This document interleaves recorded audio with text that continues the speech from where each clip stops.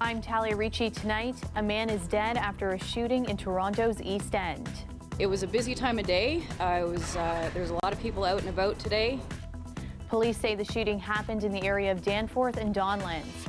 4 schools were placed in a hold and secure. Plus, we're going to need some police presence on these streets. Business owners in St. Lawrence Market are calling for action as the area continues to deal with break-ins and vandalism. And if I don't, what are our options? She doesn't go to school. A mother says she has no choice but to sit outside her daughter's school all day because there's not enough help for students with disabilities. Police are still on scene at Danforth and Donlands after a shooting that left 1 man dead. The suspects are still at large. Patrick Swadden has the latest. Police say that Danforth was bustling with pedestrians when they got a call about a brazen shooting just after 3 p.m. When the officers arrived in the area of Danforth and Byron, they found a male who was non-responsive. They attempted life-saving measures, but unfortunately he succumbed to his injuries and he was pronounced on scene. Police say they believe the man is in his 30s. Witnesses in the area say they heard as many as 9 gunshots before seeing multiple suspects flee. Police say those suspects were last seen in a vehicle headed southbound from the scene. That vehicle is a SUV style, either gray or silver in color. I don't have any information right now at this time how many people were actually involved in the shooting. Meanwhile, 4 nearby schools were put into a hold and secure. Students from a nearby high school saying they did not hear the gunshots, but were held for 40 minutes before the hold and secure was lifted. Officers are out canvassing the area looking for witnesses. We believe that because it is such a nice day and the weather is nice, and we believe there have been a lot of people out in the area, that there are other witnesses, and we are appealing for them to come forward. Police aren't able to say whether the shooting was a targeted attack. They also haven't released the identity of the victim. At this point, Toronto police are still searching for the suspects, and they're appealing to the public for any surveillance or dashcam footage that might help with this investigation. Patrick Swan, CBC News, Toronto. A man in his 60s is in life-threatening condition after he was struck by a truck near Bathurst and DuPont. It happened just before 8 tonight. The man was rushed to hospital. The driver of the truck remained at the scene. Police are appealing for any witnesses to contact them. Businesses in the St. Lawrence Market area continue to deal with break-ins and vandalism. It's been a constant issue lately, and business owners are fed up. As Ali Chiasson tells us, one bar owner wants the city to get involved. The windows around the side smashed. PJ O'Brien's front window smashed with a rock, and a fire on the roof. They went round the back and went up the back stairwell and started a fire on the stairwell and just went into the roof. Pub owner Pat Quinn has had it. We've had 10 break-ins here in the last 3 months. We had 3 break-ins here 2 weeks ago. The windows have cost a few grand now, and the fire caused about $500,000 in damage. Luckily, we have our sister bar, the Pat Quinn Lounge, which will be open from now going forward. With the break-ins down here, as you can see, we're fully boarded up at the PJ O'Brien's, and all my neighbours have been broken into as well. It's been an issue for a while. We were in the St. Lawrence Market area this spring for a rash of break-ins at other businesses. Many blamed the Novotel shelter, located on the Esplanade. We're going to need some police presence on these streets. As an incoming councillor, I may not have all the solutions. The new councillor for Toronto Centre knows what it's like as a business owner himself. I totally empathize. I own a pet food store at the St. Lawrence Market. I have owned it for the last 17 years. And over the last 2 years, my window was broken into. It's costly, it's exhausting, and businesses are just starting to bounce back after COVID. This has become one of the first files on the new councillor's agenda. It's a tough job, and not one councillor before him has been able to make everybody happy. Right now, all the services, all the resources are downtown, and people are migrating downtown because that's where it is. And now we're inundated. So I think, we need to look at this in a holistic way and make sure that, we replicate these services across the city. The Novotel will revert back to its hotel operations in the new year, displacing hundreds. What wraparound services will be available for them? And what about the businesses? The city's going to have to start looking at doing something to help the businesses because, you know, after COVID and now, you know, all of this stuff, it's just not good enough, you know. Ali Chiasson, CBC News, Toronto. York police have laid multiple charges against a 46-year-old truck driver after a brother and sister were killed in a crash in Markham earlier this month.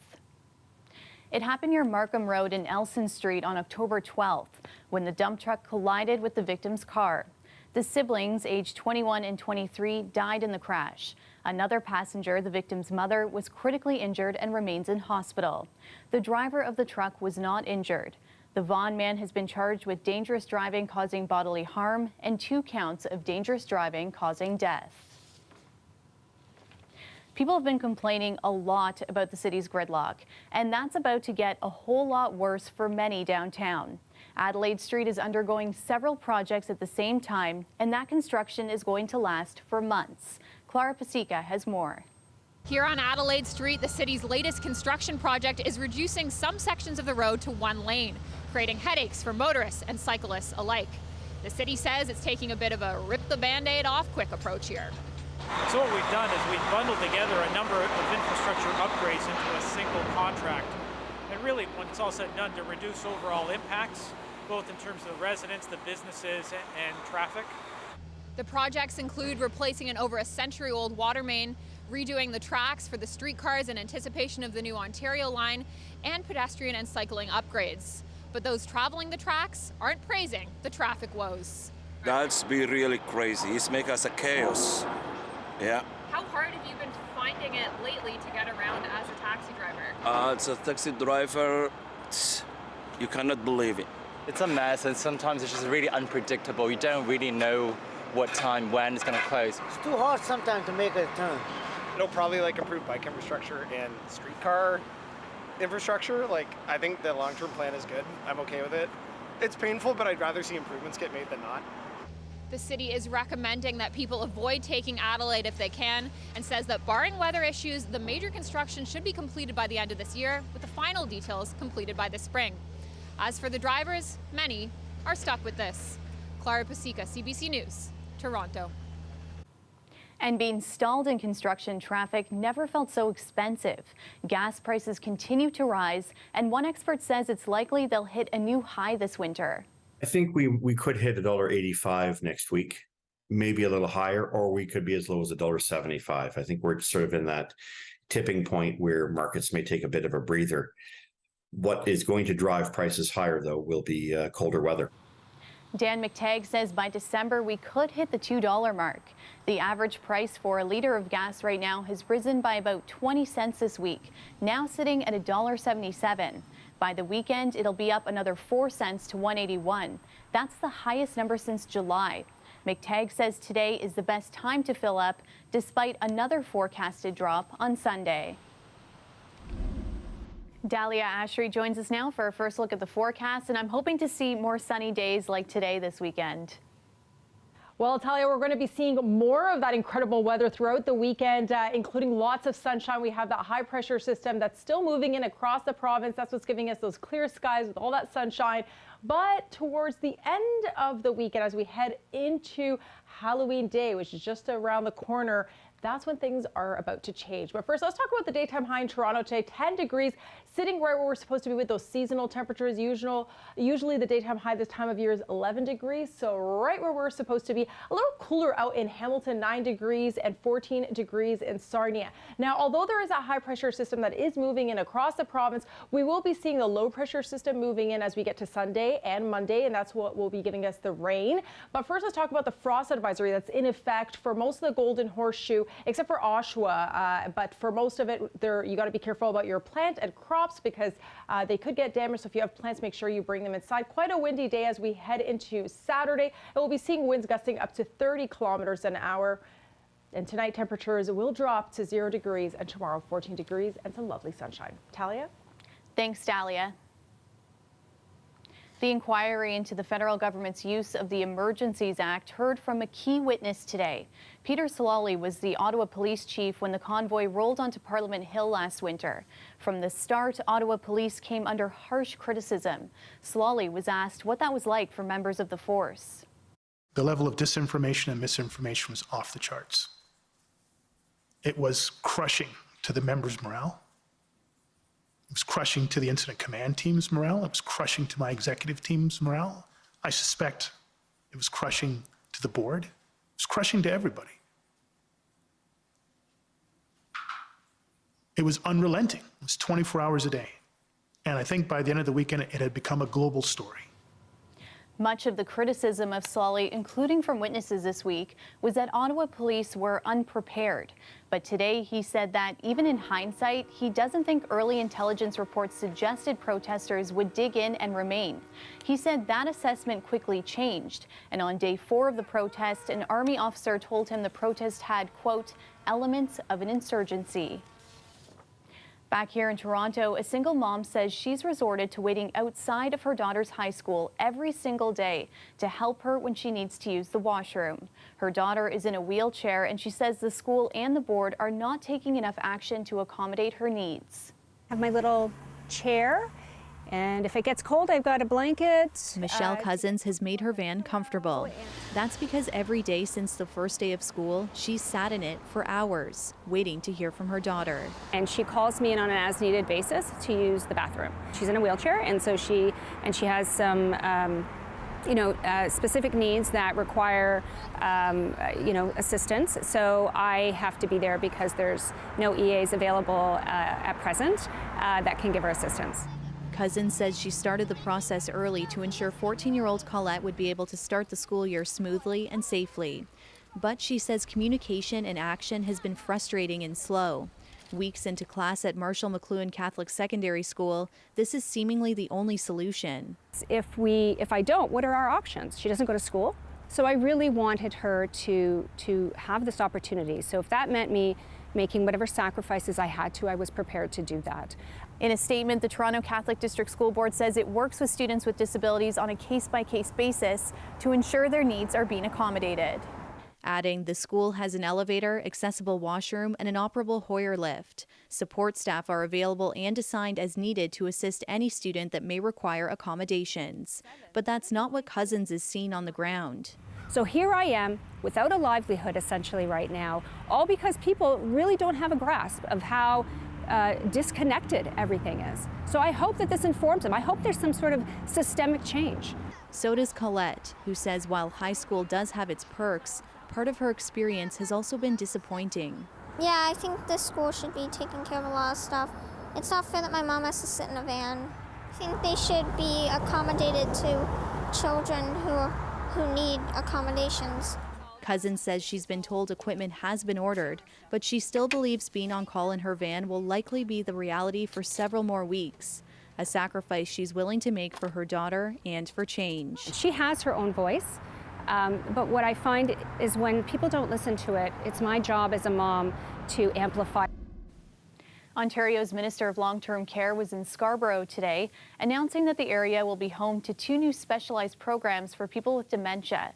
Millions of dollars in funding will go towards creating new long-term care spaces tailored to residents living with complex needs. Trevor Dunn has more on why advocates say the entire long-term care system needs to adapt. At Bendale Acres in Scarborough, long-term care minister Paul Calandra meets with some residents. He says the changes the government is making are inspired by feedback he's getting from seniors. Speaking with many of you as I've toured long-term care homes, and you've told us that the people who are helping care for you need more support and better help, and we have heard you. Today's announcement is about creating more long-term care beds tailored to the needs of residents who have dementia. As Ontario's population ages, the demands and the complex care needs continue to grow, and this will help support that better quality of care that is so important. Ontario is creating new behavioral specialized units at 4 long-term care homes in the province, 2 of them in Scarborough. The locations were chosen for areas with the highest need. Bendale Acres will receive $1.5 million for 15 beds. Residents will get more one-on-one support at the units, and staff will get more training. People with dementia and other complex needs require innovative care. Behavioral support units are part of that innovation. Nearby home Extendicare Rouge Valley will also get more than $2 million to create 32 specialized beds. In all, the government is creating 79 BSU beds across the province. That's not going to do anything for my parents. It's too little too late. Both of Robin Christie's parents have dementia and are living in long-term care. She says for the thousands of others in Ontario in their situation, this program is too small to help. I'm happy at the idea that someone's attempting something. However, it feels like a pilot project. 79 beds, as I mentioned, is certainly a great step in the right direction. The CEO of the Alzheimer's Society of Ontario says the need is much larger. And when you think about long-term care is dementia care. 2/3 of people who reside in long-term care have dementia. So while specialized units are great for those very complex cases, all long-term care should actually be equipped to be able to handle and care for people in a really dementia-focused way. According to the government, there are now 16 behavioral specialized units with 322 beds across Ontario. Trevor Dunn, CBC News, Toronto. A memorial service was held today for Cynthia Lai. She's the city councillor who passed away last week. For being such a big part of my life. And I can't wait to one day tell you about the rest of my life's journey. I know I have very, very big shoes to fill. I love you, Mom, and will miss you forever and always. You will always have and always will live on in our hearts. Lai was a city councillor for Ward 23, Scarborough North. She was first elected in 2018. Her death coming just days before Monday's municipal election. Today, her family spoke of how Lai came to Canada 50 years ago from Hong Kong. She had a number of careers before becoming a councillor, including as a real estate broker, a bank teller, and a flight attendant. But it was her election to council that her son called her dream job. Lai was 68 years old. Students from Davisville Public School joined Canadian veterans to launch the Toronto Royal Canadian Legion's annual TTC Poppy campaign in honor of the men and women who served this country. I would like to thank the veterans that are gathered here today for their service, and also thank all the veterans that have served, and for those that are still serving, for providing and still keeping our peace and freedom. This year, the Royal Canadian Legion is distributing biodegradable poppies and wreaths to reduce their environmental footprint. They're also introducing a new initiative called Poppy Stories. People can now scan their poppies with their smartphones at poppystories.ca to read short stories about Canadian veterans who died in service. And here's a live look at the Toronto skyline tonight, sitting at around 5 degrees currently after a sunny fall day. Dahlia's back now with our extended forecast, and while the weekend is on many people's minds, so is Halloween on Monday. Well, Talia, if you haven't decorated your house for Halloween yet, this is the weekend to do it right before Halloween, because we have some fairly warmer days ahead and some clear skies and lots of sunshine. So that is the time to do it, because Monday, the weather is going to look a little spooky, but we'll get to that in a bit. First, let's talk about the daytime high. 10 degrees in Toronto today, sitting right where we're supposed to be with those seasonal temperatures, and a little cooler out in Ottawa, 9 degrees, and 14 degrees, a little warmer out in Sarnia. Now, there is a low pressure system that will be making its way into the province soon enough. But first, let's talk about the frost advisory that's in effect. So that's in effect for most of the Golden Horseshoe except for Oshawa and Hamilton.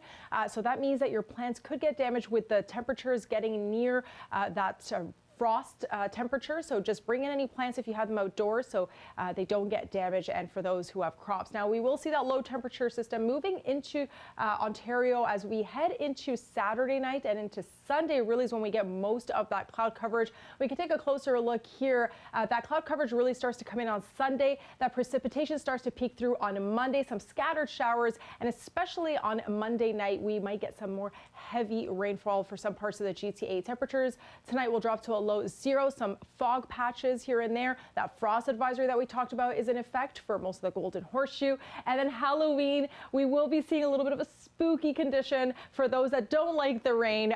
That's why I said make sure you decorate your house for Halloween. For those people that haven't done that quite yet, last minute folks, chance of showers at 9 degrees on Monday. So make sure you have your umbrella with you, some waterproof makeup for your costumes for the kids. Saturday though, tomorrow 14 degrees. That is one of the warmest days for the weekend as we head into Monday. Sunday is really when you start to see that cloud coverage. We start to see that low pressure system that we talked about. Monday, not the most ideal conditions for trick-or-treating, but then still such a great day anyways, and evening when you're dressed up. It's always fun. Tuesday and Wednesday, more sunshine and warmer temperatures, 16 degrees for both days. Talia? Thanks, Dahlia. Parkour is a sport that involves a lot of vaulting and swinging in urban areas, like Spider-Man. And now some parkour athletes in Paris are using their skills for what they consider an enlightened cause. It's called a light-off operation. They reach up to the power switch outside a store and shut it off. It's to combat energy waste. They say their actions help enforce Paris City Hall orders that require stores extinguish all signs and window displays in the middle of the night. Switches are regularly placed on the outside of buildings in France to let emergency services cut off power in the event of a fire. And finally tonight, Cabbagetown residents are trying to earn bragging rights as Toronto's spookiest neighborhood ahead of Halloween. Take a look. So, no offense, Mom and Dad, I love you, and we do other things really well. Halloween was not one of them. We actually were like the family that shut off the lights and pretended we weren't home. So I was like, when I have kids, there is no way this is happening. And so as soon as I had my kids, hi Georgia, Ella, and Arlo, I was like, I'm gonna go big. And I ordered a giant 12-foot skeleton in April. And then I put it up and I said checkmate to my neighbors. And then the same day they went out and bought 2 12-foot skeletons and a witch as well. And so here we are. We get smiles from everyone in the neighborhood. It's great. It's Yeah. absolutely fantastic. Thank you. I actually had a bus stop the other day on the way to school and the kids got out and looked at everything. So it's brought a lot of smiles to the neighborhood and I wouldn't do it any other way.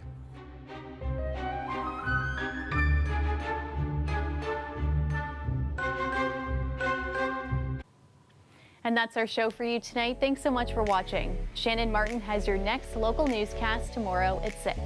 Good night.